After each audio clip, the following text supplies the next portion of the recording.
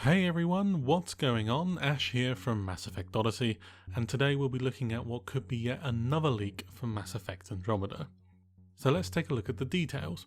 On the BioWare forums, according to the user Crimson Tears, someone he knows got to play 25 minutes of a build of the game. And apparently the vertical slice they played was small, and from this point on I'm going to read exactly what is written on the forum post so as to not miss anything out. So the first point is, there is a Krogan character called Drake, but looking at the comments lower down, it is changed to Drac, which is put down to a translation error on Crimson Tears' part. The second point is, there is a synthetic in the squad. It is not a Geth. The third point is, a big thing that was a focus of this was showcasing the no loading times. Apparently there are none. From flying through the map, to picking a planet, to landing with the squad. A problem that my friend was made aware of, that thanks to this approach, graphical features were loading after gameplay begun. He did not care much, but the person making him aware was not happy. And the fourth and final point is, Squad AI was better than he remembered from Mass Effect 3. He pointed out the companions were aggressive and actively using shields when the team was taking damage and whatnot. But he made it sound like they were more like the Geth deployable shields from the early Mass Effect 1.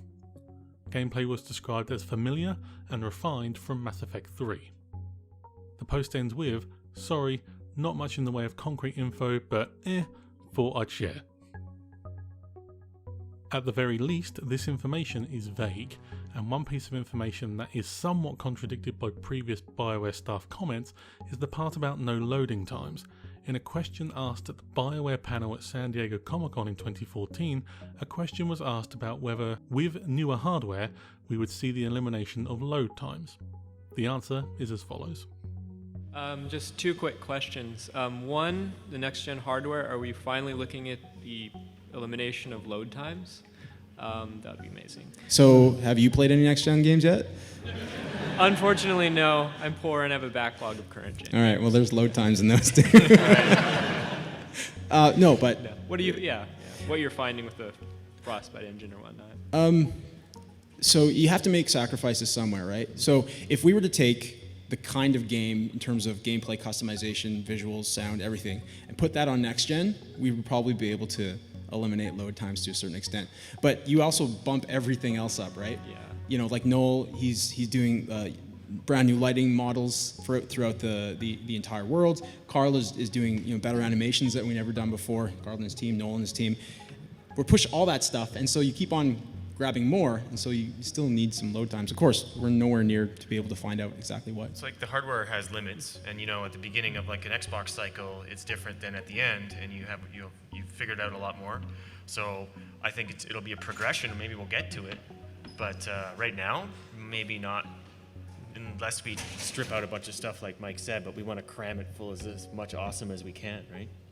Excellent. All right. Yeah, awesome is our cramming thing. Yeah. Cramming awesome. Yeah, cramming awesome, that's what we do. So what do you think? Is there anything here that you think is tangible, or do you think that this is nothing more than forum talk?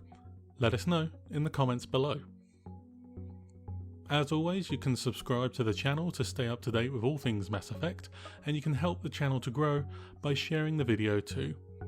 Thanks for watching, we'll see you again very, very soon.